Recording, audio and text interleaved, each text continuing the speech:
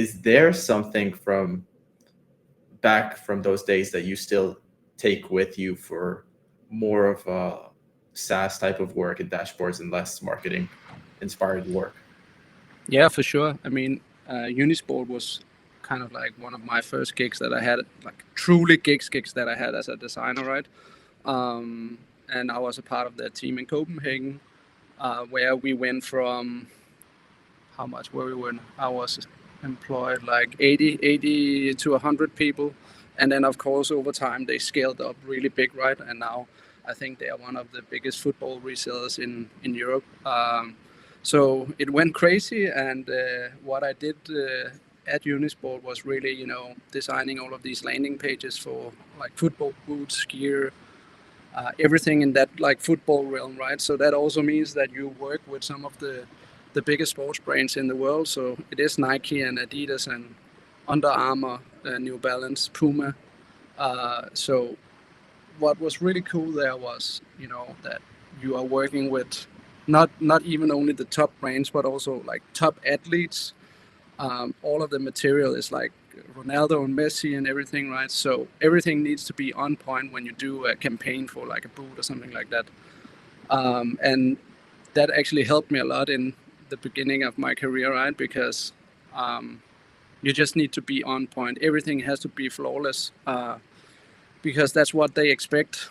And I would say if I can take something from that, it's not necessarily, that pickiness, because I think it's better to iterate on things and make things, more fluid than they were with the sports brands. But um, a really cool thing was that we focused a lot on conversion on landing pages. So I learned a lot back then about like how can you really make a landing page that converts, and it's also about the audience and everything. So yeah, that was a really good time. There is kind of a difference between the two, like the two biggest brands in my opinion. That would be Nike and Adidas. They had very high expectations, right? Even down to cropping the images. They had guidelines for like how you could do that, or what you were allowed to do. Um, but with Puma, for example, we did a lot of collabs with them, and I also know that Unisport, after I left, they have made like direct collabs with Unisport, releasing a boot together with Puma. So that partnership was really cool to be a part of. In my opinion, it was more about that specific campaign, if because all those three brands, they released something super cool during that year, right? And we got access to a lot of the football boots early on, so we saw them before all of the star players, they were playing in them and stuff like that, and that was super cool. And that also meant that all of the jerseys, we saw them before time and everything. So that was like a strict NDA stuff thing kind of happening. Also, a really good thing to carry away with you when you go freelance, right? When you sign that NDA, then keep your mouth shut until the project is released, and make sure that you actually read the contract through, so you know what you can share and what you can't share. Mhm. So I don't think that, to coming back to the question, I don't think that I have like a favorite. It was more like the specific campaign that stood out once in a while. Do you feel like you're more inclined to work with sport brands, or you're really open to different niches? I remember all of the stuff that I did, and I also worked for like a big iGaming company in Denmark afterwards, and they were also doing a lot of sports-related stuff, right? So, but when you have done that for like 6, 7 years, then you get a little bit tired of it, and then you want to try something new. And when I was working in that iGaming company, I was also dealing with some of their biggest projects. So that also kind of twirled me into doing a lot of product design, doing UI frameworks and everything, working with developers and stuff like that. So that really took my career to another level, I would say. If you visit my site, I've actually been through a lot of iterations, and I'm doing one as well now as we speak, where it will be cooked even more into the bare necessities of how I think a site should be. I had a really good discussion with both Ben from Contra and and Jørgen, the CEO from Framer, when I visited last year, the Framer office in Amsterdam. And basically, Jørgen, he just told me, whenever I see both like a contra profile, like a portfolio page, or like a studio's page, I just want to see their work. I want to see like what can they actually visually do for me, because he's already expecting you to be able to do all of the groundwork behind of that, right? That shouldn't be like the issue at all. So he wants to see like how does the style fit, and would it be a potential match for in this case Framer, right? And I think that's how many clients are seeing, um, uh, seeing like the world, that they just want to see if your specific style is actually matching what they are looking for. So right now I'm working on a version where I'm basically just only showing my information on the left, and then just doing like almost like a feed of all of the work I've done.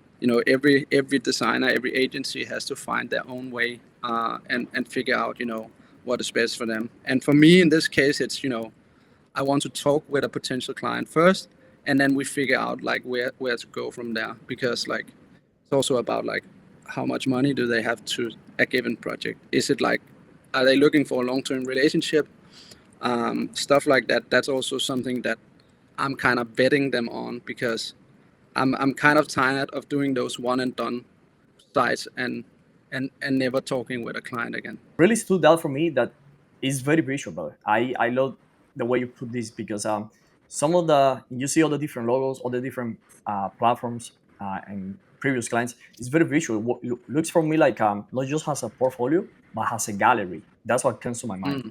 And I get to see what you'll be working on. Let's say on the sports side, on the fintech, you'll be working on different industry. That what really caught my eyes is this is very simple. If I'm a client and I'm looking at your services, I don't need to read like the whole story, the resume. This kind of sounds for me like a gallery portfolio, and the scrolling is really cool. The new version is gonna be way better. So that's Oh, basically really? just gonna be an endless feed of work that I'm gonna it's hard to kind of pick and choose between all of the stuff that you have done throughout the years, and also like what should be kind of the first thing that they see. So let's say that you do like a split version where you see two tiles to begin with, right?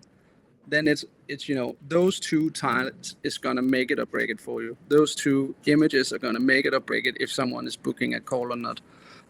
So it's, in my opinion, it's also like basically don't test a lot to begin with. Just go with your gut feeling, then see if it works. If it doesn't work after a few weeks, then try and change it up, because it could be that some clients, they want to see something a little bit different. Most of the leads that I get is either from people that see stuff that I post on Twitter, or see go through my contra profile, and they think that my style matches what they're looking for.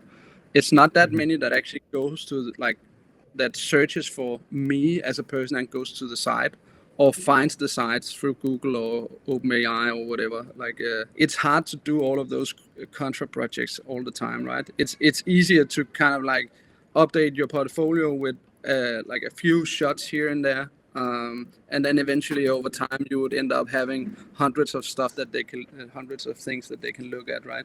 But doing those projects, making everything tie together and making it look really nice, that's rough. Especially when you also have to cater to all of your clients as well. The website part is, like you said, it's for credibility, but it's also for yourself, if that makes sense, to like satisfy your own design need. Like if I could design for myself, what I would do, but that's the hardest part. And I feel like as creatives, that's why we go and change it, or want to change it every week, basically, for something new that we saw. I mean, that's all of the bigger, like you saw Brett did it not a long time ago. He revamped the whole Design Joy site. And also Endless Design. They are also doing like loops every half year, something like that, if not often than that. So I think it's more like, on your own side, you can do whatever you want. In platforms like Twitter, whatever platform you're using, you would always be limited in like one way or the other. So I think it's always nice to have, a nice and strong site or portfolio to show off. Right. Yeah, absolutely. And one of the things that is, I think you have like a lot of flexibility and opportunity is call to actions. You can place a call to action on any platform that you put your portfolio, but on your website, what I really Mm. like and something we've been working on Contra is below every single section, have people to have a call to action. Maybe they see the testimonial and they want to leave a review for you because they love your content, they love the work you do. Maybe you, for example, in Contra, we just showcasing all different episodes right now from different interviews, and we have a call to action to subscribe on YouTube. So you have a lot of control on your website to have a call to action to book a call for a Yeah. pricing plan to do anything. And those platforms, for the most part, they have a structure, right? They need to have a structure. And something I haven't seen on anything, I may be wrong. There may be some platforms out there with this, and it would be nice to have. Is you can drag a call to action and place a link behind that call to action that look like a button or something. But I really like the way Contrast portfolio are built on. However, it's hard to keep up your own portfolio website and Contra too. And if you are like in dribble different platforms, trying to keep up with everything at the same time is kind of hard. So for the most part, I think I've been focusing lately more on Contrast portfolio, honestly, guys, because it ranks better on Google or at least on SEO than my own portfolio, than my own website. And like you say, Yeah. almost no one look for us. But when they look for the expertise for the platforms, we can pop up right there on Google, on the search engines. So I think keeping a balance there is very smart. I've been, very vocal about the platform from, almost the beginning of like that they started. And I've met nothing but, respect. And 1.5 years ago now, it was kind of me, pitching the whole community feature for Ben. So that was also super exciting. And he just said, okay, let's try and, make it happen. So I actually did some of the first iterations on my last like full-time job was like a company called Trackman. They do like virtual simulators for golf and everything. So they have like big contract with the PGA Tour and everything. So again, back to the whole sports thing, right? But it was not really something for me. Like they were a little bit old school in the way they were handling things. So I was just, let's try and give the whole freelancing thing a shot. I think I can't remember how I found Contra, but at some point I just found it, and then I was like, you know what, I'm just gonna sign up, and it was still very early, right? And then see where it would go from there. And then luckily it just took off. All the platforms they have a lot of traffic. They're trying to catch up with the way, but countries pretty different. That's what I like. And I have my profile on Upwork, for example. Never being a dual person, but the platform is different, and that's exactly what courses platform they did versus I don't know, Coursera or Udemy. That instead of you giving away a percentage, you just pay a payment like a monthly plan or yearly plan, and you keep 100%. So I think Yeah. that's disrupting almost every single industry, not just freelancing. Exactly. And I totally like I get both sides. I get, I see people on Twitter or X complaining about, that they have like the pro subscription, that they would rather have, the percentage cut. For me, I just, I live by the mantra like it takes money to make money, right? So eventually you have to kind of pay for something to level up your game even more, right? And for me, Contra was just, a no-brainer. And if you think it like that, then you can say, the first client you get, even though that, it's a like client that has a fairly small budget, then you would still have, enough money to pay for that pro subscription for a long time. So if you have that mindset and thinking like, what is my return on investment, then it's really, really high, right? And you just like, whenever you have the pro access, you get access to so many cool features, and all of the new stuff that they are putting out, you get that first. So I think for me, at least, it was just a no-brainer, and I'm happy to pay, that amount to both have access to the client database, and the whole messaging thing. Everything, in my opinion, just works flawless. When you start out as a freelancer, you have to learn all of these, tips and tricks. And every country is also different, right? Yeah. Oh yeah, here is about 15%, I would say, and it's Tax. crazy. Taxes, yeah, for independent, for a freelancer, and when you work for a company, I think half of that the company pays for you, and half of that goes to Medicare, social, all kind of stuff, retirement. But when you're a freelancer, you pay that. from your purchase, from your income. And something it comes to my mind. For example, Daniel just hit 100K on Contra. If you look back, Daniel will be paying at least 5 to 10K in fees to any other platform. If you can put the work and bring one client per month, you don't have to. But if you do it, it pay off the pro plan like right away. For me, it was a no-brainer. I saw the first client. I saw Contra and then got my first clients. I was like, I need to do at least $500. I need to test this platform. And before the client was ready to pay, I was like, no, wait. Let me upgrade really quick. Then upgrade to pro. I'm like, I'm not gonna pay a fee out of this client. I wanted to ask you. So on X, your profile says 10-time designers, and I wanted to ask you basically if you could help the people watching this with one either tip or something you would like them to stop doing. What would it be to enhance their, I guess, professionalism as designers? I'm not that good at taking any criticism because like normally if like a client can be harsh, they can be straightforward, or they can try to hide a little bit what they're actually trying to say, right?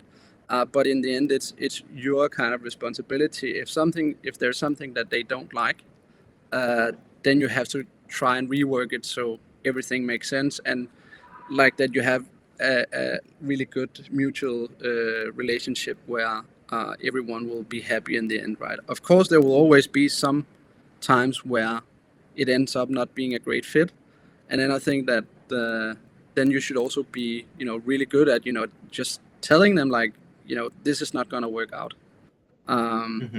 So maybe it's like a two split answer here that make sure that you take criticism really lightly and try and focus on what are they actually trying to tell you.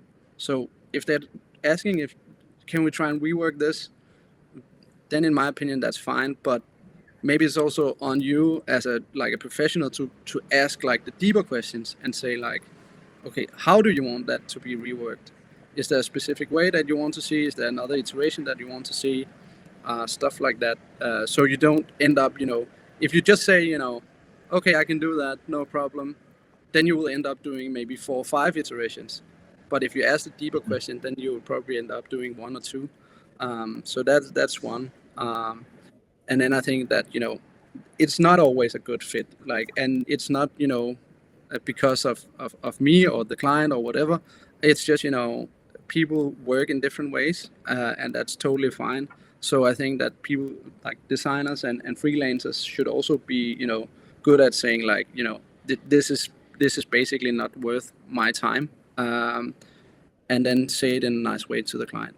It's also a matter of culture. So some people will be more straightforward. Some people will be more sensitive and hide the feedback in order to make you not look bad. But at the end of the day, they can come out like underwhelmed from the results, and you would also want these clients to tell you what they think in order to make them happy. So yeah, I'm trying to I'm basically very good at reading the situation. So I know if something is not 100% okay in a matter of the relationship.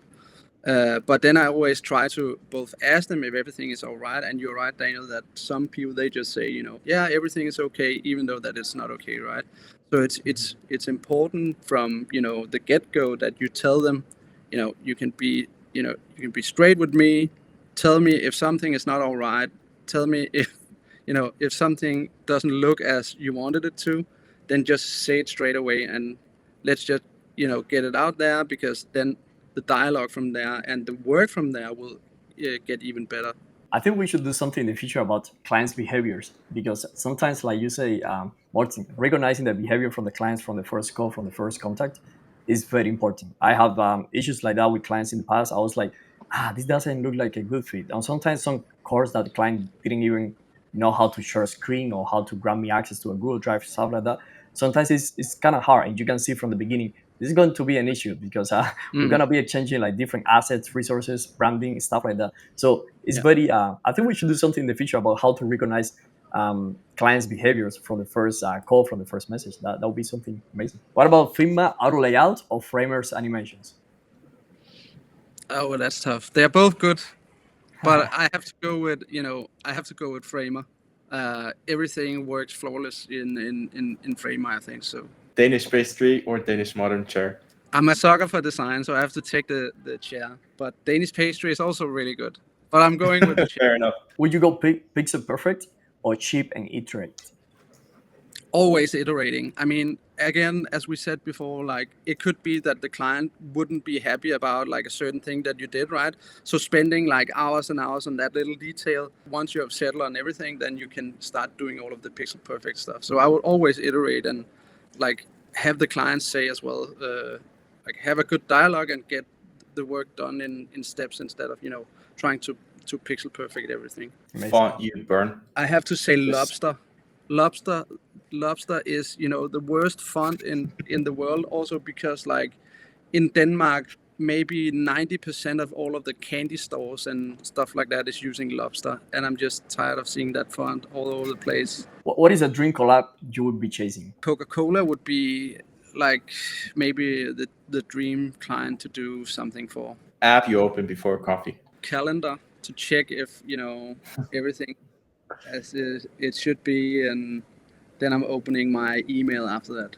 What is a song that puts you in flow like in 10 seconds? Daft Punk, in 2007 they released a live, so they were on the live tour and they released that album from the tour. So basically, if I have to get into like flow state and just do something, then I'm just listening to that album. Thanks a lot for joining us. We appreciate that. Yeah, thank you so much for joining us, especially on your vacation and your time off. We really, really appreciate it. And we would love to talk to you more again. Yeah, thank you for having me, guys. It has been awesome to have a talk. It's nice. Just released the new venture that I'm doing. So I teamed up with like a really good developer friend of mine, and we have been working on this UI framework for like a long time. Hopefully, we will release it within the next month or so.